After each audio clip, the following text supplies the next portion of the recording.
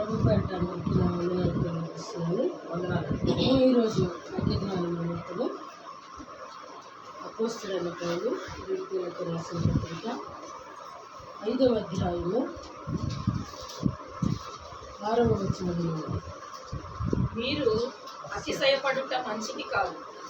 పులిసిన పిండి కొంచెమైనను మొత్తంతయు పులియ చేయునని మీరు ఎరుగరా? మీరు పులిపిండి లేని వారు గనుక క్రొత్త ముద్ద అవుటకై ఆ పాతదైన పులిపిండిని తీసి పారవేయుడి. ఇంతే కాక క్రీస్తు అని మన పస్కా పశువు వధింపబడెను గనుక పాతదైన పులిపిండితోనైనను దుర్మార్గతయు దుష్టత్వమునను పులిపిండితోనైనను కాకుండా నిష్కాపట్యమును సత్యమును నను పులియని రొట్టెతో పండుగ ఆచరించు. ప్రభు తన మాటలు దీవించినగాక.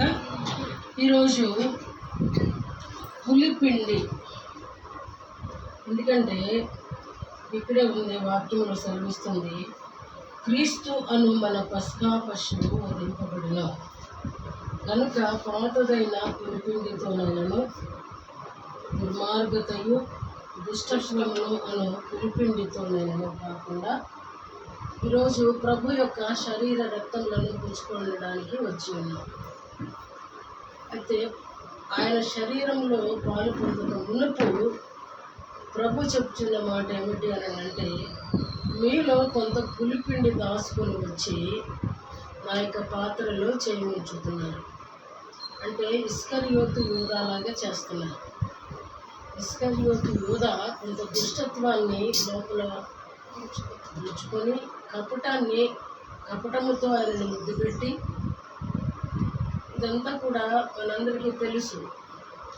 ఆయన శరీర రక్తాలు పుచ్చుకోవడానికి వచ్చాము అని అంటే ఎంతో భక్తితోనూ పరిశుద్ధతతోనూ శ్రద్ధతోనూ భయముతోనూ వణకుతోనూ ఆ యొక్క పాత్రలో మనం ఉంచవలసిన సంస్కారమైంది. అది సంస్కారం. ఎందుకంటే ఆయన శరీరమును తినే నిత్య జీవము కలిగిన వారము కావాలి అని అంటే ప్రతి వ్యక్తికి కూడా అటు శ్రద్ధ భక్తి చాలా అవసరం. ఈరోజు పౌలు భక్తుడు అంటున్నాడు, మీరు ప్రభు యొక్క శరీరంలో పాలు పొందడానికి ముందు మీ శరీరంలో ఉన్న దుష్టత్వము దుర్మార్గత ఈ రెండు కూడా పులిపిండి కదా. ఇంత పులిసింది కొంచెమైనా ముద్దంతా పులియ చేయను అని వాక్యం చెప్తుంది. అంటే ఈ కొంచెము ఉన్నందువల్ల మన శరీరం అంతా కూడా శిక్షా విధికి కారణమవుతుంది. అది మనం ప్రతిసారి చదువుకుంటూనే ఉంటాం. ఎవరైనా సిద్ధపాటు లేకుండా అజాగ్రత్తగా ఆయన బలను సమీపిస్తే వాళ్ళందరూ కూడా శిక్షా విధికి కారణమవుతున్నారు. కాబట్టి ఆ శిక్షా విధికి కారణం కాకుండా ఉండాలి అని అంటే మీలో ఉన్నటువంటి ఆ పులిపిండి అనే దాన్ని కంప్లీట్గా మన నుండి వేరు చేయాలి. మన నుండి మనం విడిచిపెట్టాలి. ఆ దుష్టత్వం ఏంటి అని చూసినప్పుడు చాలాసార్లు దుష్టత్వము అని అంటంగానే అది ఎలా చెప్తామంటే దాన్ని, అది ఒక వ్యక్తి తన స్వార్థం కొరకు ఎవరినైనా బలి చేసేస్తాడు. తను అంగీకరించబడకపోతే, ఎగ్జాంపుల్ ఎవరు చెప్తాము, కయీను హేబెలు చెప్పుకోవచ్చు, తర్వాత హామాను చెప్పుకోవచ్చు, యూదా చెప్పుకోవచ్చు. వీళ్ళందరూ ఏంటంటే దుర్మార్గత కలిగినటువంటి వారు. వీళ్ళల్లో దుర్మార్గపు కార్యాలనే చేస్తాడు. అంటే అతని స్వార్థము కొరకు అతను ఒక ఏం డిజైర్ కలిగి ఉంటాడంటే ఇతరులకు హానికరంగా ప్రవర్తించడానికి ఇష్టపడతాడు. అంటే స్వార్థపరుడు అనొచ్చు. స్వార్థపరుడికి దుష్టత్వం ఎక్కువ ఉంటుంది. కయీను తన స్వార్థము చేతనే తన తమ్ముడు అంగీకరించబడ్డాడు అని సంతోషించే మనసు లేనప్పుడు అతనిలో ఏముందంటే దుష్టత్వం ఉంది, దుర్మార్గత ఆవరించేసింది. అతను దుర్మార్గం అంటే అతను ఒక మంచి మార్గం నుంచి ఎలా వెళ్ళిపోయాడంటే చెడు మార్గంలోకి వెళ్ళిపోయాడు, చెడు ఆలోచనలోకి వెళ్ళిపోయాడు. ఎవరో బయటోడు అంగీకరించబడ్డాడు అని అంటే కొంచెం అదేంటి నేను రిజెక్ట్ చేయబడ్డానా అనేది ఫీలింగ్ అవుతుంది. కానీ ఒక్కింట్లో వ్యక్తే, సొంత తమ్ముడే దేవుని చేత అంగీకరించబడినప్పుడు మరి అతని డిజైర్ ఏమై ఉంటుంది అని అంటే ఖచ్చితంగా ఏమై ఉంటుందండి? దుర్మార్గమే, దుష్టత్వమే. ఈ రెండు కూడా పర్యాయ పదాలుగానే ఉన్నాయి. అంటే దుర్మార్గత అంటేనేమో అతడు ఇతరులకి హామ్ చేసేవాడు. దుష్టత్వము అంటేనేమో అసలు అతడు ఏంటంటే ఇవిల్, ఒక విధంగా చెప్పాలంటే సాటాను, దొడ్డిదారిన వచ్చి దెబ్బతీసేవాడు. దుష్టత్వము అంటే దొడ్డిదారిన, అతను డైరెక్ట్గా రాడు, వెనక నుంచి దెబ్బ కొడతారంటారే అలాంటి స్వభావం కలిగిన వాడు. కాబట్టి ఈ యొక్క కయ్యను సొంత తమ్ముని కూడా ఓర్చుకోలేకపోయాడంటే ఈ దుర్మార్గత ఎలా అంటే మంచి మార్గం నుంచి చెడు మార్గంలోనికి లాగివేయబడడం, ఈడ్చివేయబడడం. అంటే కనీసం 1 మినిట్ కూడా ఆలోచించరనమాట. హామాను వాడి సొంతం, వాడు ఓన్ కోసం, వాడు ఘనత కోసం ఎవరినైనా నాశనం చేయడానికి వెనకాలి. ఒక్కడి మీద ఉన్న కోపం జాతి అంతటిని 120 సంస్థానాలలో ఉన్న యూదులందరినీ కూడా దుర్మార్గంగా నాశనం చేయడానికి. కాబట్టి వీళ్ళు దుర్మార్గులు, వీళ్ళు మంచి మార్గంలోకి రాలేరు, మంచిని చూడలేరు, మంచిలో వీళ్ళకి పాలు ఉండదు. అలాంటి క్రీస్తు విరోధులు అని చెప్పచ్చు. అంటే దేవుని మనసుకు ఆపోజిట్గా పనిచేస్తారు. ఇంత భయంకరమైనటువంటిది. అలాగనే చూస్తే దుష్టత్వము చూస్తేనేమో దొడ్డిదారిన దెబ్బ. ఎవరు కొడతారు అని అంటే సౌలు. ఎంతసేపు కూడా చక్క భోజనానికి పిలిచి గుడి చూసి ఈటి విసురుతాడు. చూసారు, దొడ్డిదారిన దెబ్బ. అంటే డైరెక్ట్గా ఉండదన్నమాట. అంటే కంప్లీట్గా శత్రువు వీళ్ళని వశపరుచుకుంటుంది. వీళ్ళ యొక్క ఆలోచన ఏంటి అని అంటే వీళ్ళు ఎప్పుడు కూడా తప్పు త్రోవలోనే వెళ్ళడానికి, నాయన నా కుమారుడా అని అంటూనే ఉంటాడు, తరుముతూనే ఉంటాడు. చూసారా, అది భయంకరమైనటువంటి దుష్టత్వం. అంటే ఈ రెండు కూడా సాతానికి సంబంధించినటువంటి స్వభావ సిద్ధమైనటువంటి దుష్క్రియలు. ఈ దుష్క్రియలు మనలో ఎక్కడున్నాయి అంటే ఇప్పుడు అంటే అది కనిపించదండి. కీర్తనకారుడు అంటాడు కదా, ఎవరు తన దోషమును గ్రహించగలరు? వాళ్ళు చేసిన దాన్ని వాళ్ళు ఎవరు గ్రహించగలుగుతారు? గ్రహించరండి. ఎందుకంటే మానవత్వం అనేది చెడుగును కప్పిపుచ్చుద్ది. అంటే ఎవరి కాళ్ళని, ఇతరులను కాదు, ఇతరుల లోపాలేమో కనబడజేస్తుంది. మన స్వభావమేమో మన తప్పులు ఏం చేస్తుందంటే కప్పిపుచ్చేస్తుంది. ఇది మానవత్వం. దైవత్వం ఏంటి అని అంటే మీ తప్పుల్ని వెలుపలికి తీసి చూపిస్తుంది.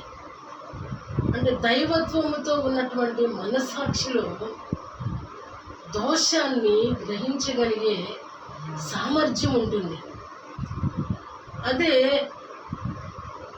అదే మానవత్వమే క్రీస్తు. దైవత్వము లేనటువంటి హృదయంలో ఎప్పుడు ఉండదండి దుష్టత. హామానికి మరి దైవత్వం ఉందా? కయ్యనికి దైవత్వం ఉందా? సౌలుని గురించి వ్రాయబడిన మాట, అతనిలో నుంచి దేవుని ఆత్మ వెళ్ళిపోయాడంట, అతనిలోనికి దురాత్మ వచ్చిందంట. దురాత్మ అంటే దేవుని ఆత్మ లేని ప్రతి ఒక్కరిలోనూ మనలో నివాసం చేసేవాడు ఎవడు అని అంటే దురాత్మ. అది మనం ఒప్పుకోలేము. అంటే మన మీద మనకు అంత గౌరవం కాబట్టి ఒప్పుకోలేము. ఇది నిజం. ఎప్పుడైతే మానవత్వానికే ప్రాధాన్యత ఇస్తూ ఉంటామో దైవత్వం ఆటోమేటిక్గా వెలుపలే ఉంటాడు. నేను చెప్పే మాట అర్థమవుతుందండి. మనకి మనమే ప్రయారిటీ ఇచ్చుకుంటామో అప్పుడు దేవుడు వెలుపల ఉంటాడు. మనం ఎప్పుడు దేవునికి ప్రయారిటీ ఇస్తామో మనం అడుగునుంటామో దేవుని ఆత్మ పైగా ఉంటాడు, పైకి కనబడతాడు. అది మన కన్నుల్లో నుంచైనా, చేతుల్లో నుంచైనా, హృదయంలో నుండైనా, మన ప్రేమలో నుండైనా, మన క్రియలలో నుండైనా దైవత్వం ఉట్టిపడినట్టుగా కనిపిస్తుంది. కొంతమందిని చూసినప్పుడు ఎంతో ప్రేమగా ఉంటారు. ఎందుకంటే వాళ్ళలో దైవత్వం అనేది అంటారు, తుర్కిసలాడుతుందంటారా, ఏమంటారంటే అంటే పొర్లిపోవడం, గిన్నె నిండి పొర్లిపోవడం అన్నమాట. అది దైవత్వం. కాబట్టి ఈరోజు మనం ఆలోచించవలసింది ఏంటంటే, ప్రభు శరీర రక్తాలు పుచ్చుకొనడానికి వచ్చినటువంటి మనము పౌలు అంటున్నట్లుగా దుర్మార్గాన్ని, దుష్టత్వాన్ని కూడా లోపలే ఉంచుకొని, అంటే ఇతరులకి హామ్ చేయడం అనేది ఒకటి చెప్పాను నేను. దుర్మార్గత అంటే ఏంటి అంటే ఇతరులకు హాని తలపెట్టడం, ఇతరుల గురించి హానికరమైన ఆలోచన కలిగి ఉండటం, ఇతరులను ఏదో ఒక రకంగా ఇబ్బంది పెట్టడం, ఏమాత్రం కూడా వాళ్ళ పట్ల ప్రేమ ఉండదు. అది సొంతమని, బయటవని, ఇంట్లోని, వీధిలో వాళ్ళని ఎవరికి కూడా మనము హాని తలపెట్టే వాళ్ళంగా ఉండకూడదు. ఆ హానియే దుర్మార్గత. అంటే సన్మార్గము నుండి దుర్మార్గంలోనికి మనం వెళ్ళినప్పుడు మాత్రమే ఇతరులకు హానికరమైన ఆలోచన చేస్తాం, ఇతరులను బాధ పెట్టే విషయాలు చేస్తాం, ఇతరులను ఏడిపించే విషయాలు చేస్తాం. ఇతరుల పట్ల మనం ఎప్పుడు కూడా, బైబిల్ చెప్తుంది ఇతరులను కూడా ప్రేమించమని చెప్తుంది. బైబిల్ ఏం చెప్తుందంటే, నిన్ను వలె నీ పొరుగువారిని ప్రేమించు. ఒక అతను మాట్లాడుతూ అన్నాడు, ఆ ఒక్క మాటకే క్రైస్తవ్యంలోనికి వచ్చాడండి. నిన్ను వలె జనరల్గా నన్ను ప్రేమించు అని చెప్పాలి ఏదైనా సరే, కానీ అన్నిటికీ మించినటువంటి ఈ గ్రంథం ఏం చెప్తుంది అంటే, నిన్ను నువ్వు ఎలా ప్రేమించుకుంటావో నీ పొరుగు వారిని కూడా అలాగే ప్రేమించు అని చెప్తోంది. కాబట్టి ఇది అన్ని గ్రంథాల కన్నా విభిన్నమైన గ్రంథం అని ఆ భక్తుడు దేవునిలోనికి వచ్చాడట. ఒక చిన్న చిన్న మాటలు రాస్తుంటారు కదా. కాబట్టి ఆ దుర్మార్గత అనేది మనకి హామ్ చేస్తుందండి. మనం విడిచిపెట్టకపోతే మొదట అగ్ని, సామెతల గ్రంథంలో ఉంటుంది, అగ్ని ఒకని చేతిలో ఉంటే అతని చేతులు కాలకుండునా అమ్మండి. ఇది అగ్ని, వాక్యం అనేది అగ్ని మన చేతిలో పెట్టుకుని అది కాలదు అంటే ఎలాగండి? మొదట మనల్నే దహిస్తుంది. వాక్యం అనేది మొదటిగా చెప్పే నన్ను దహించిన తర్వాతే మిమ్మల్ని దహిస్తుంది. దుర్మార్గత కూడా అంతేనండి. ఇతరులకి మనం ఏదో చేయాలనుకుంటాము, కానీ మనకే జరిగిపోద్దండి. అది మనకే జరిగిపోద్ది. అలాగే దుష్టత్వం అనేది కూడా సాతాను ఎటు ప్రక్క నుంచి అయినా సరే, ఎవరినైనా సరే, దావీదు చాలా భయభక్తులు కలిగినటువంటి వాడు, చాలా మంచి హృదయానుసారమైన ఆరాధన చేయగలిగిన వాడు. కానీ 1 సెకండ్లో అతని కన్నులను తిప్పివేసింది. ఏంటంటే అదేం చేస్తుందండి? దొడ్డిదారిన వస్తుంది. ఎప్పుడు కూడా డైరెక్ట్గా మన ఎదుటికి రాదు. దాని నేచర్ ఏంటి అంటే చాటున దెబ్బతీస్తారంటారు కదా, అదేనా ఆ మాటేనంటారు, చాటున దెబ్బ కొట్టారంటారు. చాటుగా దెబ్బ కొట్టేటువంటిది దాన్ని ఏమంటున్నామంటే దుష్టత్వము. అందుకనే ఈ యొక్క యోగు భక్తుడు అంటాడు కదా, యోగు గ్రంథము 22వ అధ్యాయము 23వ వచనం ఒకసారి చూడండి. యోగు గ్రంథము 22వ అధ్యాయము. సర్వశక్తుని వైపు నీవు తిరిగిన ఎడల, నీ గుడారములలో నుండి దుర్మార్గమును దూరముగా తొలగించిన ఎడల నీవు అభివృద్ధి పొందెదవు. మంటిలో చాలమ్మా, దేనికి అడ్డం పడుతుందండి ఇది?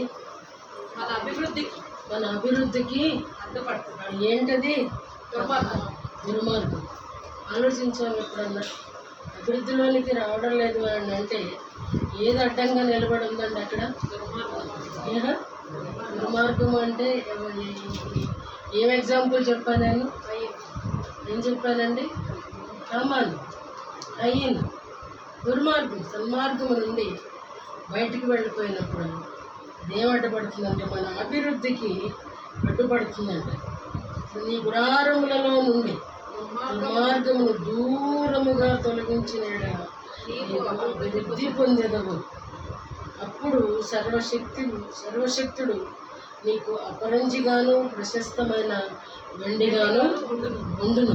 ఇంకా చక్కటి మాటలు ఉంటాయి ఇక్కడ.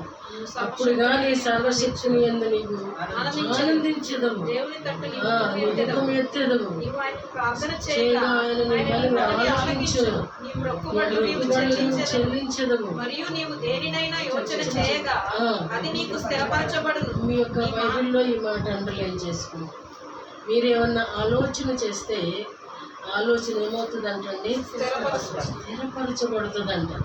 ఈ మార్గముల మీద వెలుగు ప్రకాశించును. చూసారండి ఎన్ని ఆశీర్వాదాలకు అడ్డుగా ఉందో ఈ దుష్టత్వం.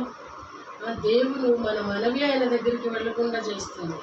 కనీసం ఆయన ముఖాన్ని దేవుని తట్టు ఎత్తనీయకుండా చేస్తుంది. కనీసం మన మనవి ఆలకించనీయకుండా చేస్తుంది. మన మొక్కుబళ్ళు కూడా చెల్లించనీయకుండా చేస్తుంది. మన ఆలోచనను కూడా వ్యర్థపరుస్తుంది. ఇన్ని ఆశీర్వాదాలను మనం కోల్పోవడానికి కారణం ఏమిటి అని అంటే మన ఈ గుడారంలో ఉన్న దుర్మార్గం. హామాను దుర్మార్గాన్ని తలపెట్టాడు, కానీ సజీవుడిగా ఉన్నాడా అంటే కనబడలేదు. ఏది ఎవరికి చేయాలనుకున్నాడో తిరిగే దేవుడు అతనికి జరిగించాడు. ఇప్పట్ అంటారు కదా, కుక్క కాటికి చెప్పు దెబ్బ. మనం ఏం యోచిస్తామో తిరిగి రివర్స్ అవుతుంది. ఒకవేళ ప్రెసెంట్ అవ్వకపోవచ్చు. ఇది ఎంతో డేంజరస్. దుష్టత్వం అనేది, దుర్మార్గం అనేది ఆత్మీయ జీవితానికి పెద్ద ఆనకట్ట లాంటిది. ఈ ఆనకట్ట ఎన్ని ఆశీర్వాదాలు పోగొట్టుకుంటుందో ఇక్కడ మీరు మీ బైబిల్లో చూసుకొని అండర్లైన్ చేసుకుని మరలా ధ్యానించండి. ఇంటికి వెళ్ళిన తర్వాత అరే చిన్న హామ్ కొరకు ఇతరులకి నేను చిన్న ఏదో నా పెత్తనం ఏదో నేను చలాయించాలనుకున్నప్పుడు, నేనేదో మాట్లాడాలనుకున్నప్పుడు, నేనేదో చిన్నగా ఆలోచన చేసినప్పుడు నేను ఇన్ని ఆశీర్వాదాలు కోల్పోతున్నానా? ఇన్ని ఆశీర్వాదాలను కోల్పోవడానికి ఇది నాకు అవసరమా అని మీరు ఒకసారి యోచించాలని, దీని విషయంలో మీరు సీరియస్నెస్ తీసుకోవాలని చెప్పేసి నేను హెచ్చరిస్తున్నాను. కాబట్టి మీ ఆలోచన కూడా దేవుడు సఫలపరచడానికి దుర్మార్గతే మీకు ఆనకట్టగా ఉన్నదని గ్రహించాలని హెచ్చరిక చేస్తున్నాను. అంటే పులిపిండి ఎంత డేంజరస్సో ఇక్కడ మనకి స్పష్టంగా చెప్తున్నాడు. అసలు ఆ పులిపిండి వల్ల మీకు ఏం ఉపయోగం? అసలు క్రీస్తే మీ కొరకు బలిదానం అయిపోయిన తర్వాత ఇంకా దుష్టత్వంతో మీకేం పని? దుర్మార్గతతో మీకేం పని? మీరు చేయవలసినది ఏమిటి? ఏమి చేస్తున్నారు? ఇక్కడ ప్రభు అంటున్న మాటలు. తర్వాత మరొక మాటలు ఏం చెప్తున్నాడు అంటే నిష్కాపట్యమును సత్యమును అను పులియని రొట్టెతో పండుగ ఆచరించును. నిష్కాపట్యము అని అంటే ఏమంటామండి? కపటము లేకుండా అంటే సిన్సియర్గా అంటే చాలా ఏమంటాం? సిన్సియర్ అంటే నిజాయితీగా దేవుణ్ణి ఆరాధించాలి. నిజాయితీగా సత్యముతో ఆరాధించాలి. అప్పుడు అంటే ఈ రెండు మనలో ప్రవేశించాలి అని అంటే ఈ రెండు లోపలికి రానికుండా అడ్డుకునేది ఏమిటి అని అంటే ఏమిటండి? దుష్టత్వము, దుర్మార్గం. అంటే వికెట్ కీపర్లు అనుకోండి. మన బాలు లోపల పడలేకుండా అడ్డుకునేటువంటి సాటాన్ ఆ రీతిగా నిలబడుతున్నాడు అన్నమాట. మనం చాలా అర్థం చేసుకోవాలి. నిజంగా ప్రార్థనకు వస్తున్నాము, ప్రార్థనకు వచ్చిన మార్పులు మనం అనుభవిస్తున్నాము. దేవుణ్ణి ఆరాధన చేస్తున్నాము, ఆరాధించినందుకు గాను దాని మార్పులు మనం అనుభవిస్తున్నాము, దాని ఆశీర్వాదం మనం అనుభవిస్తున్నాము. ఇది ఆచారబద్ధంగా వెళ్ళాలి, ఆదివారంగా వెళ్ళాలి. అలా ఆ రీతిగా ఆచారబద్ధం అయితే ఆశీర్వాదం రాదు. ఆచారము ఆశీర్వాదం ఇవ్వదు, ఆత్మీయత ఆశీర్వాదాన్ని ఇస్తుంది. కాబట్టి ఈరోజు ప్రభు అంటున్నాడు, నీవు నిజాయితీగా నన్ను ఆరాధించు. నీవు నిజంగా సత్యముతో, అంటే సత్యం ఎప్పుడు వస్తుంది అని అంటే అసత్యం బయటికి పోయినప్పుడు కదా, అసత్యము బయటికి పోయినప్పుడు. అంటే ఏది మనలో నివాసం చేయలేకపోతుందో, ఎందుకు చేయలేకపోతుందో అని ఆలోచించుంటే ఈరోజు ఈ రెండు అడ్డుకట్టలైపోయి రెండు ఆనకట్టల్లాగా ఆనకట్ట కట్టేసిన తర్వాత అది సీల్ చేసేసిన తర్వాత వాటర్ ఎటు పోదు, మళ్ళీ మనం ఆ గేట్లు ఎత్తితే తప్ప. అంటే మన ఆత్మీయ జీవితానికి ఎంత పెద్ద ఆనకట్టవో ఈ పులిసిన పిండి. అది చాలా డేంజరస్. ప్రభు చనిపోయారు అన్నది తెలిసి కూడా ఇంకా పులిసిన పిండితో నీకు పని ఏమిటి పౌలు అంటున్నమాట. అంటే దుష్టత్వాన్ని విడిచిపెట్టి, దుష్టుడు దుష్ట కార్యములనే చేయను, సామెతల గ్రంథం ఈ మాటలు ఉంటాయి. దుష్టుడికి ఎప్పుడు కూడా అదే ఆలోచన. ఎందుకంటే హామానునే మనం జ్ఞాపకం చేసుకుంటే ఫస్ట్ వాడికి ఒక దుష్ట ఆలోచన, నాకు నమస్కారం చేయటం లేదు అంటే వ్యక్తిగతమైనటువంటి పగ పెంచుకున్నాడు.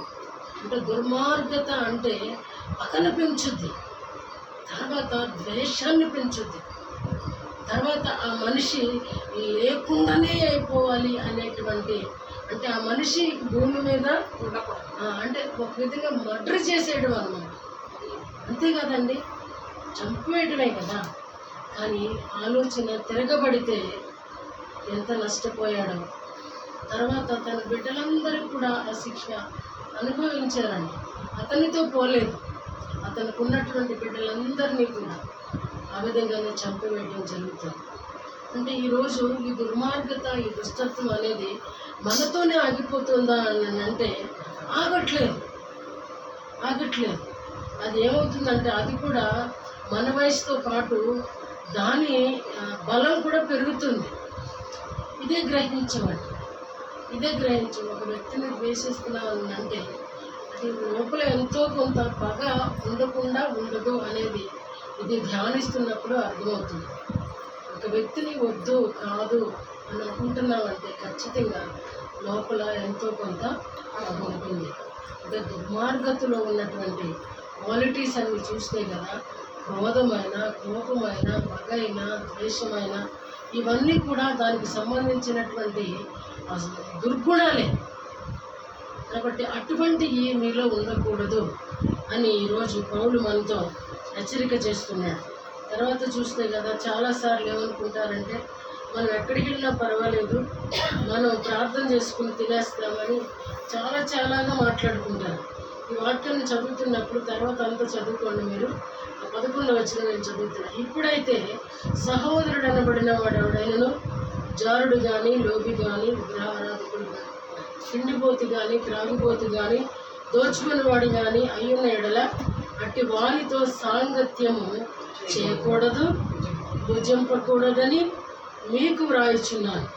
వెలుపలికి తీర్పు తీర్చుట నాకేలా, వెలుపలి వారికి తీర్పు తీర్చుట నాకేలా, వెలుపలి వారికి దేవుడే తీర్పు తీర్చుని కానీ మీరు లోపటి వారికి తీర్పు తీర్చువారు కనుక ఆ దుర్మార్గుని మీలో నుండి వెలివేయండి. ఇక్కడ ఏం చెప్తున్నాడండి? ఎవరితో సహవాసం వద్దంటున్నాడు? ఎవరితో వద్దన్నాడండి? లోబులతోనైనను, దోచుకుని వారితోనైనను, విగ్రహారాధికులతోనైనను ఏమాత్రము సాంగత్యము చేయవద్దని కాదు. అలాగైతే మీరే లోకంలో నుండి వెళ్ళిపోవలసి వచ్చింది కదా. ఇప్పుడైతే సహోదరుడు అనబడిన వాడెవడైనను, ఇది అండర్లైన్. ఇప్పుడు పైకి లోకంలో ఉండొచ్చు వీళ్ళందరూ, వీళ్ళతో వీళ్ళ గురించి మాట్లాడడానికి కానీ వీళ్ళ గురించి రాయడానికి కానీ నాకు పని లేదు. నేను సంఘంలో ఉన్న వారి గురించి నేను మాట్లాడుతున్నాను. సంఘములో ఇలాంటి వాళ్ళు ఉన్నారు, దీనికి హెడ్డింగ్ కూడా అదే ఉంటుంది. ప్రారంభంలో మీలో జారత్వం ఉన్నదని వదంతి కలదు, మీలో ఒకడు తన తండ్రి భార్యను ఉంచుకున్నాడట, అటు జారత్వము అన్ని జనులలోనే జరగదు, ఇట్లుండి మీరు ఒప్పుకొంగుచున్నారే. సంఘములో ఉందండి దుష్టత్వం, సంఘములో ఉందండి జారత్వం. ఉందా మాట? సంఘములో ఉందండి దోచుకోడు, సంఘములో ఉందండి తిండిపోతాను, సంఘములో ఉందండి లోబితను. అంటే పిసినాసి కాదు, పిసినారి వాడు వేరు, వాడికి జాగ్రత్త పరుడాడు, జాగ్రత్తగా వాడుకుంటాడు. లోబి అంటే దేవుని కూడా దొంగతనం చేసేవాడు. లోబికి లోకమంతా దరిద్రం అంటారు. దేవునికి ఇవ్వవలసి ఉందని తెలిసి కూడా వాటిని దొంగతనం చేస్తాడు. దేవుడి సొమ్మును దొంగతనం చేసేవాడు లోబి. దేవునికి ఇవ్వడానికి ప్రాణం అప్పనివాడు లోబి. దేవుని సొమ్మును దిగమింగేవాడు లోబి. ఇదండి విగ్రహారాధన. దీంట్లో కూడా ఉంది విగ్రహారాధన. మరి సంఘములో ఉన్నవాడే విగ్రహారాధన చేస్తాడు. మనసులో ఏమో దేవుడి కంటే ఫోను ఫోను ఫోను ఫ్రెండ్స్, ఇంకా ఇంకా ఇంకా ఏదైనా కానీ సంఘముల వారి గురించి పౌలు రాస్తున్నాడు. ఇలాంటి వాళ్ళతో కూడా భోజనం చేయొద్దు అంటున్నాడండి. ఇలాంటి వాళ్ళు మన ఫ్రెండ్స్ మనకు చాలా మంచిగా కనపడుతున్నారు, మనకంటే మంచిగా కనపడుతున్నారు. ఎందుకంటే ముసుగు, వాళ్ళ లోబితనం కానీ, వాళ్ళ జార కార్యాలు కానీ, వాళ్ళ విగ్రహారాధన కానీ, వాళ్ళ తిండిపోతనం కానీ, వాళ్ళ తాగుపోతనం కానీ ఏమీ లేదంట. వాడు కానీ దోచుకునేవాడంటే దొంగ. దొంగ ఏం దోచుకుంటున్నాడు ఆలోచన చేసి అట్లాంటి వాళ్ళ గురించి నేను మాట్లాడుతున్నాను.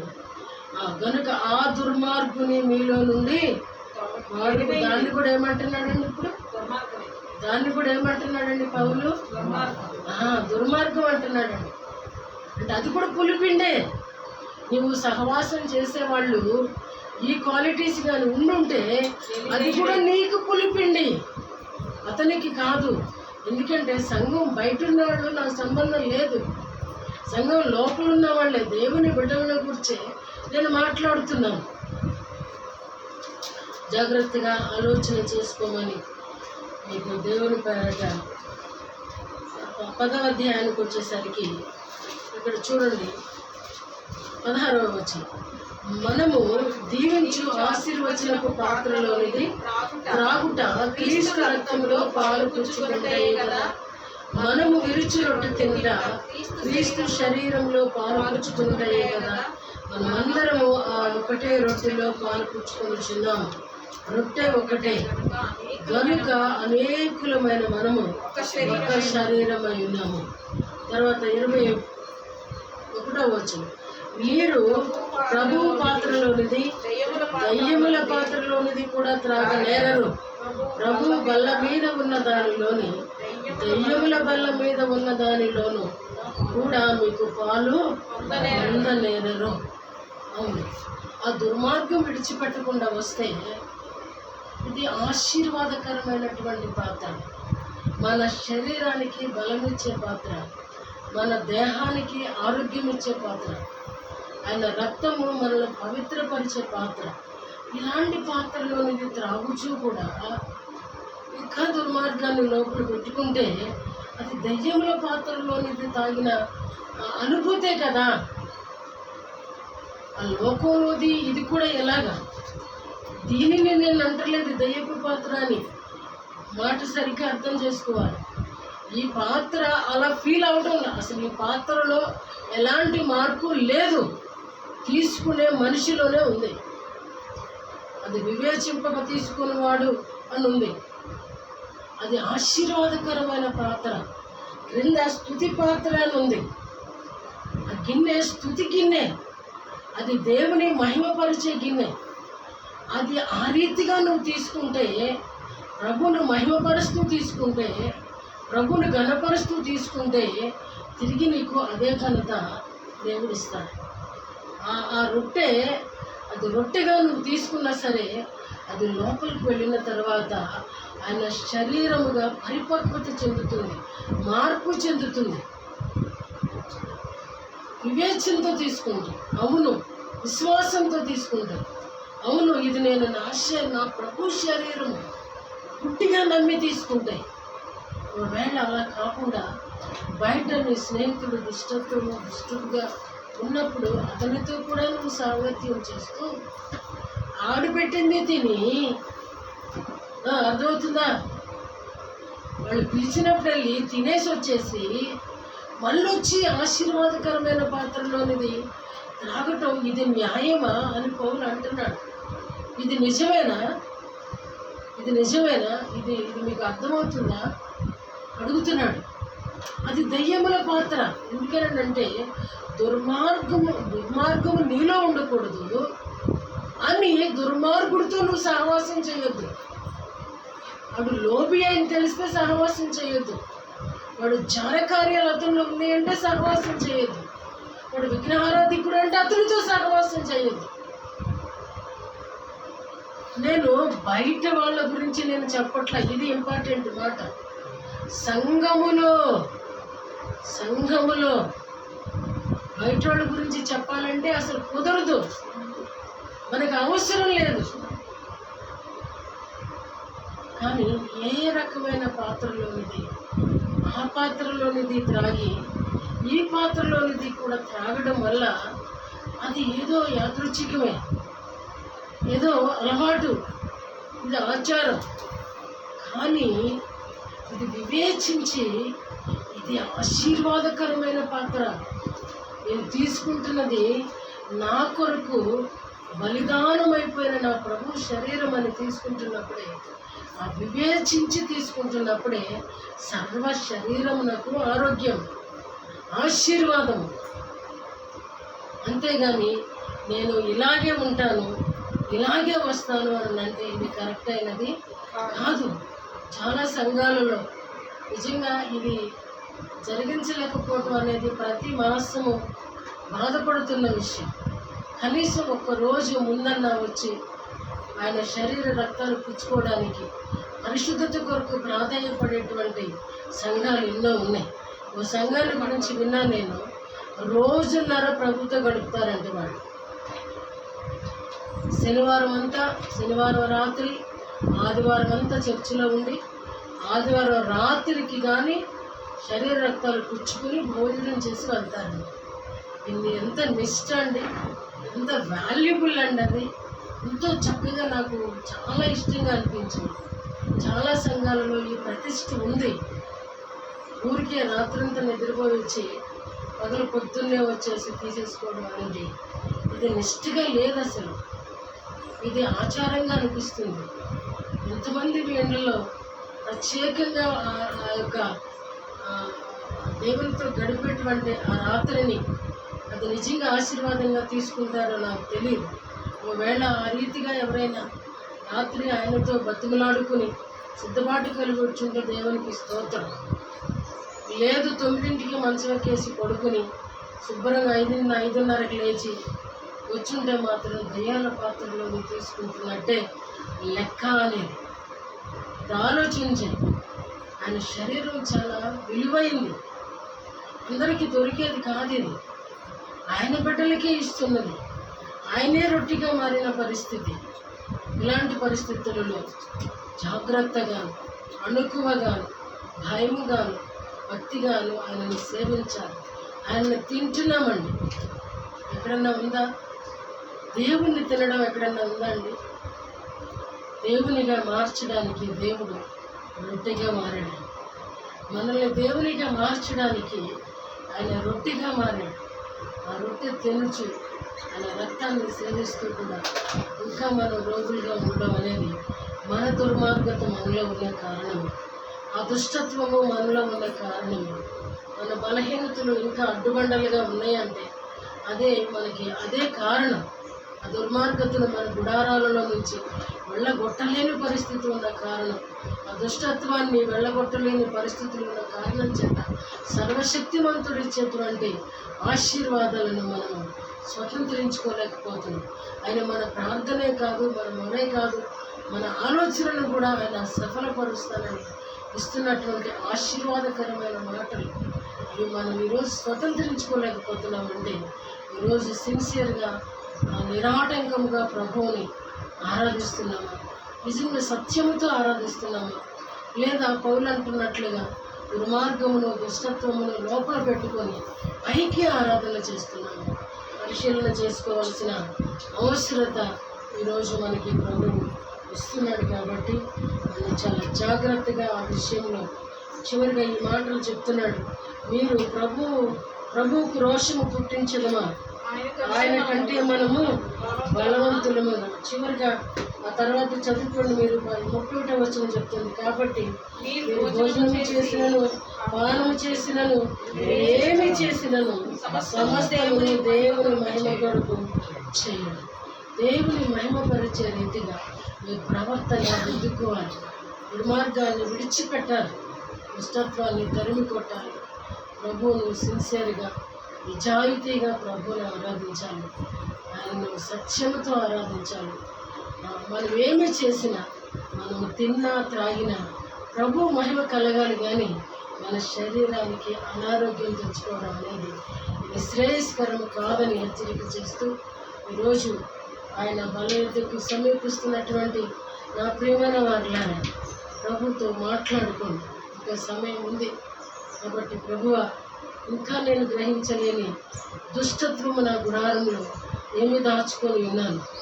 రాహేలు విగ్రహాన్ని తెచ్చుకొని క్రింద పెట్టుకొని దానిపైన కూర్చుని నేను లేవలేను, నేను కడగా ఉన్నాను, ఎన్నో అబద్ధాలు చెప్పింది. కానీ ఆ విగ్రహమే తను ఏం చేస్తున్నాను అంటే, రెండవ కుమారుడు పుడుతూనే ఆమె చనిపోవడం అనేది జరిగింది. ఎందుకనంటే విగ్రహం అనేది మనల్ని తినివేస్తుంది. విగ్రహం అనేది మనల్ని నాశనం చేస్తుంది. వాటిని పూజించేవారు అట్టివారే అని వాక్యం చెప్తుంది. కాబట్టి మనం అలా దాచుకునే స్థితిలో రాహేలు వలె ఉంటే మనము వర్ధిల్లమని హెచ్చరిక చేస్తూ, ఆయన సన్నిధానంలో ఒప్పుకొని ఆయన కనికరము పొందాలని కోరుకుంటూ ఈ మాటలు ముగిస్తున్నాను. ప్రభు తన మాటలు దీవించును గాక. ఆమేన్.